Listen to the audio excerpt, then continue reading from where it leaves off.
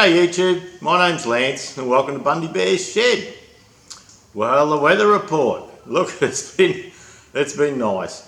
I looked this morning, I reckon top for the day of 20, but look, it'll be a bit more than that. And you can hear the birds singing in the background, little magpies and butcher birds and things like that. We've had a couple of showers through the days, and look, they're quite wetting little showers,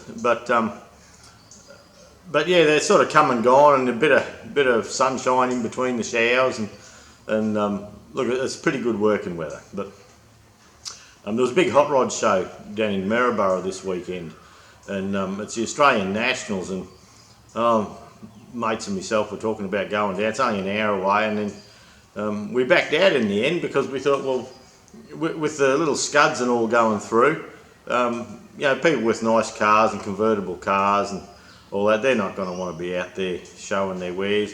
Yeah, you'll see all the rat rods and things like that out there,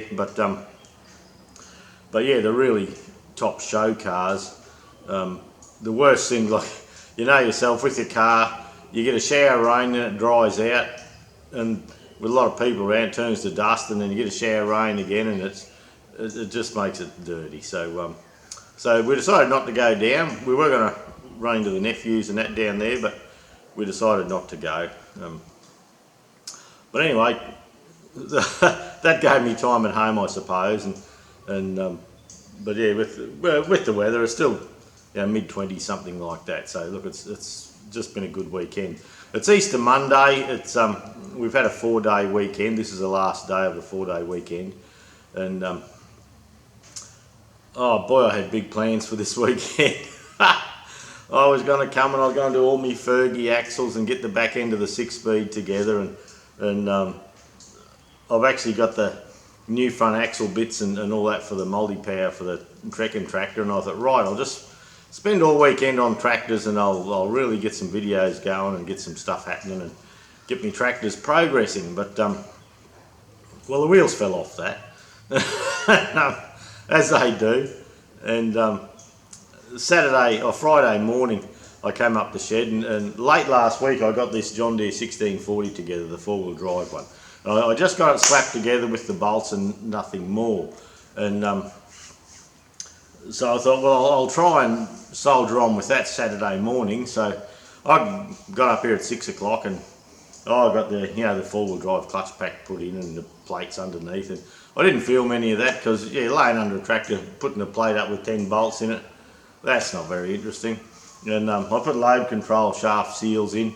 I don't know whether they needed them or not, but I just put them in anyway. And they said the injection pump had been done when I bought the tractor, but look, it hadn't. None of the seals had been open, so I went to pop the top off to have a look at that, and you can tell it was just leaking out of the main shaft. Someone had put a copper washer down in there and tried to jam a copper washer between the shaft and the top. I don't know, not a chance of working. So instead of stripping the whole pump right down, I just put a couple of O-rings on the throttle and the stop shaft and a new gasket there. So I'm taking a bit of a gamble there, hoping that's okay. The high-low shift cover, which is, yep, that's the one there. That changes your high-low and puts your PDO in or out of gear. I was going to strip that down completely because it had been sitting down, but I give it a wash. So I got my O-ring pick in and I had a bit of a fiddle, and all the valves looked free. So I thought, look, I'm just going to suck it and see, and see if we can get this old girl going. I thought, rather than right into every tiny little bit, check every little thing out, I've made a couple of I know, experienced decisions. Things looked all right. The bits that should have been moving were moving for me. So we'll see. And I've got, well, the engine oil, I haven't changed the engine oil. I'm going to leave that in until I give it a run.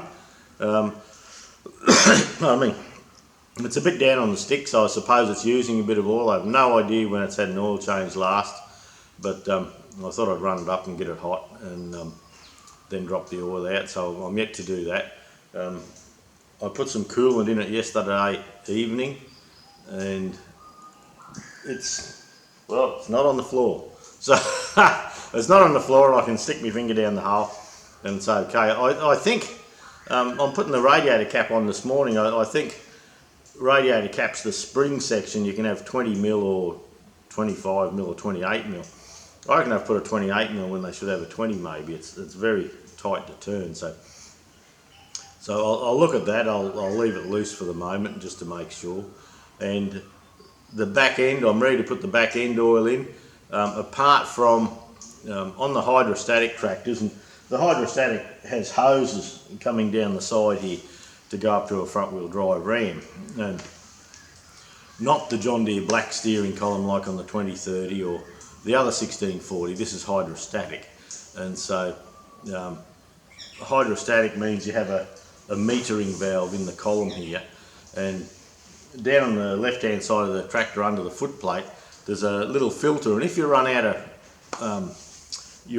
of engine power, your engine stops and you're going down the hill or something like that and you want some steering, this filter will actually draw a bit of oil out of the back end on the other end of where the suction screen is, to give you a bit of manual steering for safety's sake. So but anyway, I had the filter here and all that, but over the whole setup with the tractor, someone nicked the fitting out of the end of it, so I couldn't put oil in the tractor yesterday. So we did a quick run to town, and I had a filter at work, and I popped it out of the box, and here's that. I thought the filter come with a fitting up the end of it, but I wasn't 100% sure, so we went to the shop and did that, and grabbed that filter. There's a couple of little clips that just hold the foot plates. No, I'm missing them. I went to the shop and once more got them. And what I did forget was to get an air clean now. Excuse me for a second. This is the pre-cleaner they've got on it, and 3-inch pipe, but look at the reduction there. So that little baby, she hadn't got much paper, working real well. What'll happen is the big volume of air getting drawn through here will be pulling the air past that fast that I don't think it'll work properly. I did mean yesterday to get a 3-inch one of these off the shelf, but I didn't do it. Yeah, Jude came to town with me, and yeah, we had a couple of errands to run and things like that. My belt sander over the other side. I've got a sanding belt on the end of a Abbott and Ashby grinder, and that belt sander, I use it all the time, but I broke the belt yesterday. I thought I had a spare one hanging up where the welding rods are, but I went to get it and it's gone. Usually when I use the last of something I buy new ones, but I'll have a look. It may have blown off somewhere. But anyway, so off we went to Bunnings and picked up a sanding belt or two. Well, 6 of them actually. Yeah, filming are funny when you're shopping, you take them shopping, and they say, oh, are these the belts? And you have a look, 914 millimetres. Yep, they're the ones, 2 inches wide. And what do you want, 40 or 60 or 80? Which one will do it? Oh, I'll get one of each. But one of each? What did you have on it? And I thought, oh, I can't remember, 120 probably. Oh, well, why don't you just get 120? Oh, no, bugger that. Let's get all of them. So now I've got some real coarse ones. But yeah, women don't sort of understand that you might... They're that easy to pop a valve off, pop a belt off, I'm sorry. But yeah, you can pop a different coarse grains on. So anyway, yeah, so you sort of got to have a bit of a lesson on that in the middle of Bunnings, saying, well, you know, this is, not that she cares how much I spend, it's just, yeah, just how they are. Probably she went to a makeup shop and bought 1 bottle of nail polish, well, she doesn't wear nail polish, but yeah, went and bought 1 pot of something or other, and went to buy the next one and said, what do you want that for? But anyway, no harm done either way. And so yeah, today, being the last day, being Monday, which is the last day of our 4-day weekend, I'm pretty certain I can have this tractor running today. I've been working away on it. On Friday I'll come up here, big effort, get this tractor sorted out, and anyway, a young bloke turns up with the grandkids. Oh, great, Poppy, how you going? Oh, good, what are you doing? Oh, buggering around. So I thought, oh, well, I'll go down the house and have a cup of tea with them and have a yarn and bullshit on with the kids. And then, for those of you who watched the channel for a while, the you'll notice last year I did a big carport, and we did the slab and the carport, and we've got the caravan up the front there now. But the afternoon sun always comes in on the caravan, and we'd been planning on sheeting off one wall, and the wall's 6 metres wide, so 20 foot wide, and look, about 10 foot high. Yeah, I think it's 2.9 metres or 2.7 metres. It's 9 or 10 foot high. And no, that was just the sheets of iron. It's over 4 metres. It's about 12.5 foot high. And anyway, we'd been talking about sheeting that off, and I'd sort of half done it, and then we're up there on Friday having a cuppa and a yarn, and Jude says, you know, you reckon any chance we could fill this garden bed up and you know, get that underway? She says, I wouldn't mind doing that. And I thought, oh, well, I can't do that, because if I fill the garden bed up, well, that means the dogs can run up there, then jump over the fence, and I'll be chasing them down the bloody road swearing. And I said, I've got to start sheeting the shed off first. And she says, oh, okay. And anyway, I thought about it, and I thought, oh, well, the grandkids are there.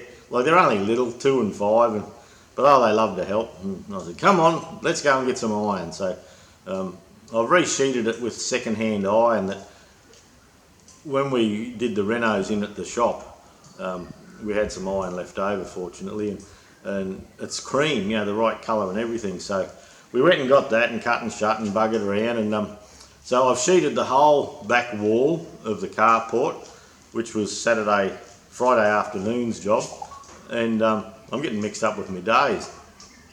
And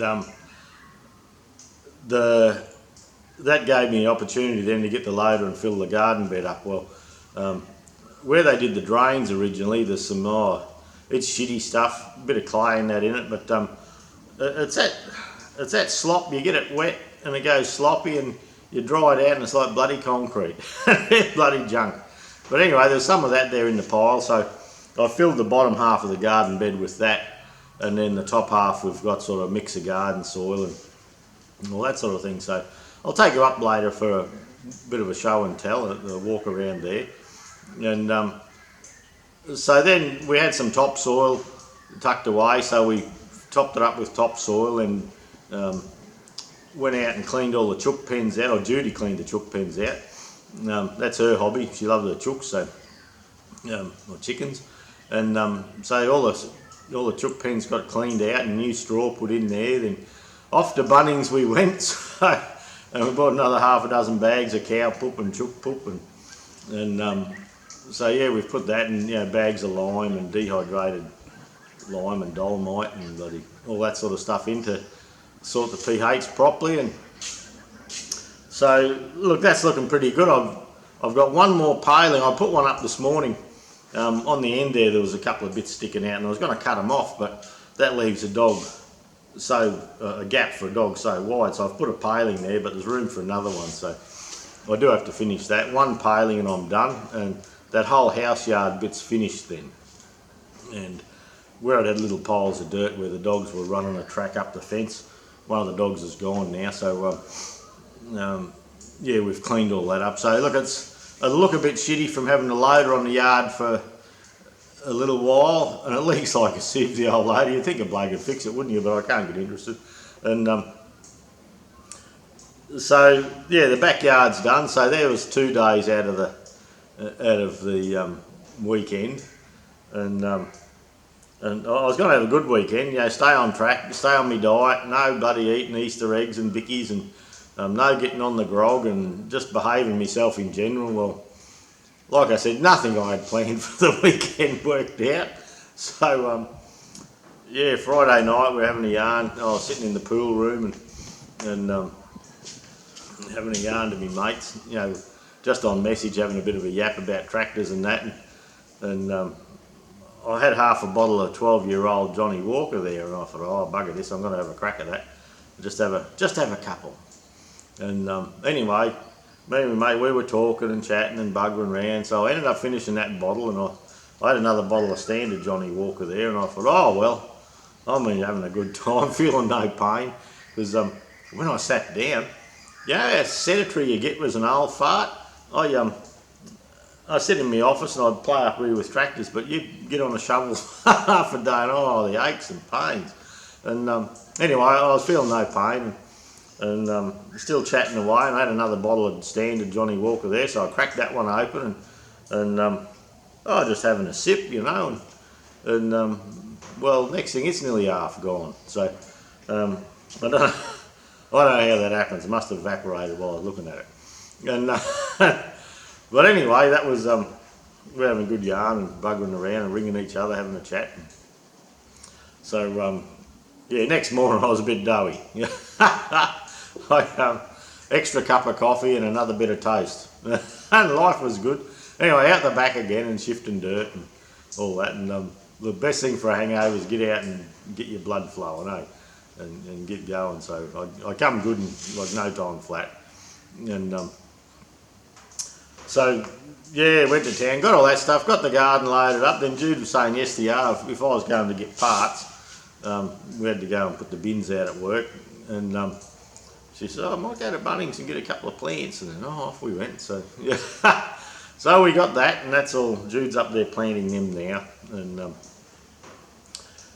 but yesterday morning I got quite a bit of time in on this tractor. But at the moment I'm pretty well. I have high hopes today I can get this tractor going. And I put a thing on Facebook, how long is it going to take, and who knows, I can't remember how long I've had it, but be a few months. And I've got they've got some really wild looking wire and just hanging in mud guards, and that looks like it goes straight onto the starter motor. So I don't know what, and that might go up to the flashing light up the top. So look, any wiring that's not standard is going to get chopped off, and if I want to run a wire up to a light, I'll run it myself, and I'll do it nice and neat and tidy. I'll try and leave the main harnesses in the mud guards, even though the lights are bashed around a little bit. I haven't got a muffler with the tractor, so far I've been doing pretty good. I had one bolt, when I slid it together the other day, there was a broken bolt. I had to have a getter out, and so yeah, it was only half UNC, so half an hour I had it out, and so I had one broken bolt there. I had one bolt missing underneath. I had a foot plate bolt missing, two clips off these little throttle linkages, and that filter, the fitting out of the filter. So look, buying a tractor in bits, it was a gamble, but look, we've come out pretty good. It didn't have a seat, but I have a seat. I bought a couple of cheap tractor seats like quite a few years ago, and I've packed them up on the pallet racking here for a rainy day. And so yeah, so I can pop one of them out. It's a black one. I can pop one of them out onto the tractor, and that'll give us a seat. But like everything else is pretty good on it. I do have hopes of getting it going, like I say today. And if I do, I think I'll put the slasher on, or the topper, and I'll go and do a bit of slash and get it right up to operating temperature and make sure everything's working well.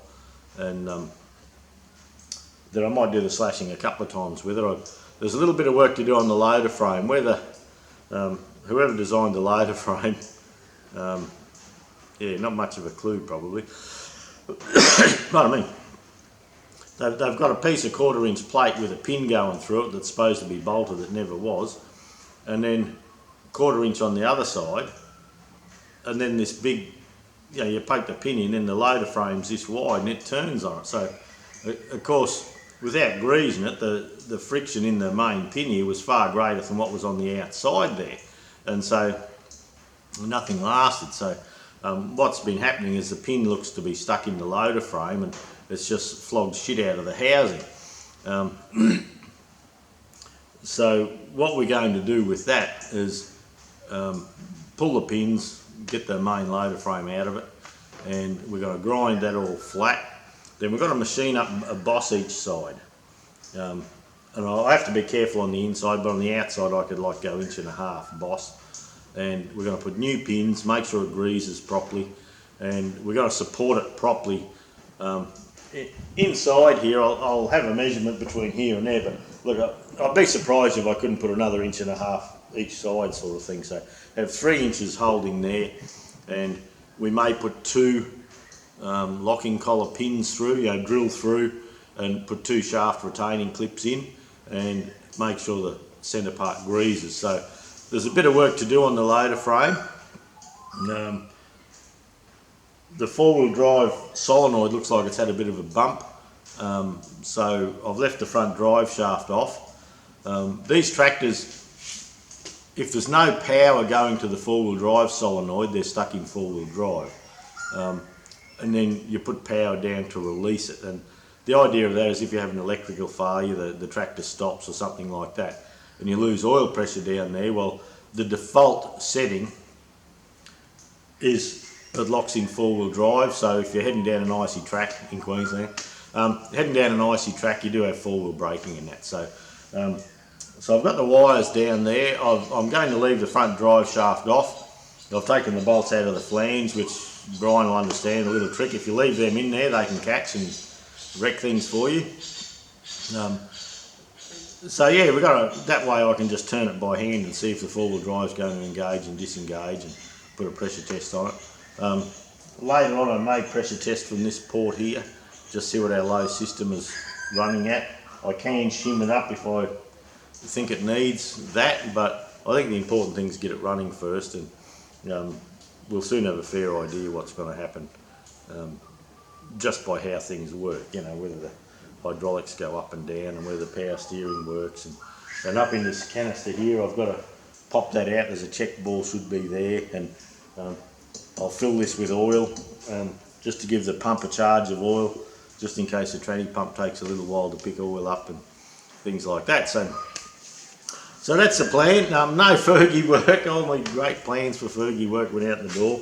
I got an old bloody dog here needs a pat, and when I get it running, I'll take a bit of video of the tractor running if I get that far, and if I do a bit of slashing, I'll do that too. But I will take you for a walk up the front and show you where I've spent most of my weekend. And we'll have to have a tractor weekend another weekend, so no big deal. It is a good feeling to have everything up at the house tidied up and up to scratch. So, and it was about April last year that we got the shed put up, so it's been about 12 months getting everything sorted, and it was late last year. I was doing sleeper beds, and one side where you sit at the patio and have a beer and look down the paddock across the dams and up the Bundy Bear shed, there's a sandpit sleeper bed here, and there's the one we're working on's on the left. But I may be able to show you that. We'll have a look and see. Not looking real promising for other videos this weekend. I'm not going to film putting oil in this and all that sort of stuff. I've done very little filming on this. I've done I put 6 videos out last week on the tractor, but I do notice there's a little bit of moisture in the brake valve, but I'm going to wait and bleed that at the brake valve down the bottom here, and run through bleeding brakes and that. But look, I'm not going to film any of that. I'm just going to get it going, get it outside, and then once we know what jobs we need to do, once we know what jobs we need to do, we can work with that and go from there. I doubt that it'll just crank up and go and drive off with a big grin. There'll be something. So anyway, we'll see what happens. But look, that's it for this week. There'll be a few little clips coming up in the garden, and perhaps if I get this old Johnny here sorted out, and we'll go from there. So have a good week, everyone, and we'll catch you next week. And I might get some more tractor work done. Who knows? Yeah, there's no garden work, but no garden work. I do have to mow all around the shed here because I've been letting it go a bit mongrel, and now the weather's cooling down. If I give it a real good tidy up, that'll last me for a fair while. So that's possibly next weekend too. So anyway, see what happens. Thanks for sticking with us, and have a great weekend, everyone, and we'll catch you next week, eh? Probably a little bit of wind here, but there's the garden bed all full with the plank to get the wheelbarrow up. That wall there, that's what we sheeted off and had to redo the downpipes. And with all the garden bed, this might blow out a bit, it's just a bit breezy. There's one more piling to go there. But yeah, the caravan's in there nice and neat, and I'll just come back here.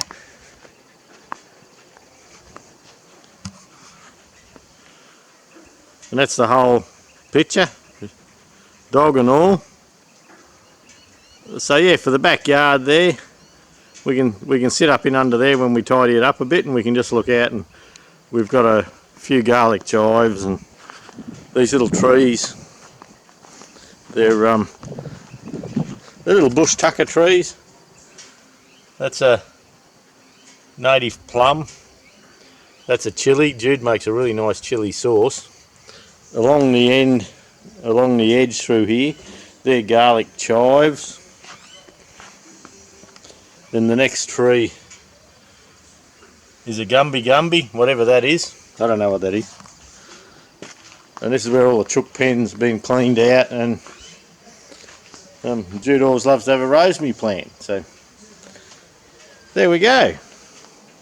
That's this weekend done. Well, there we go. There's the John Deere 1640. She's out of the shop. I've been driving around the paddock in it. This afternoon I've sorted all the electrics out, all up in through the dash, up in through here. Someone had put a few crappy terminals in and things like that. I still have to get a engine oil pressure sender. The terminal's rotted off there. A lot of shadow here this afternoon. The terminal's rotted off, so I'll fix that. And I've got the handbrake buzzer working and all that sort of thing.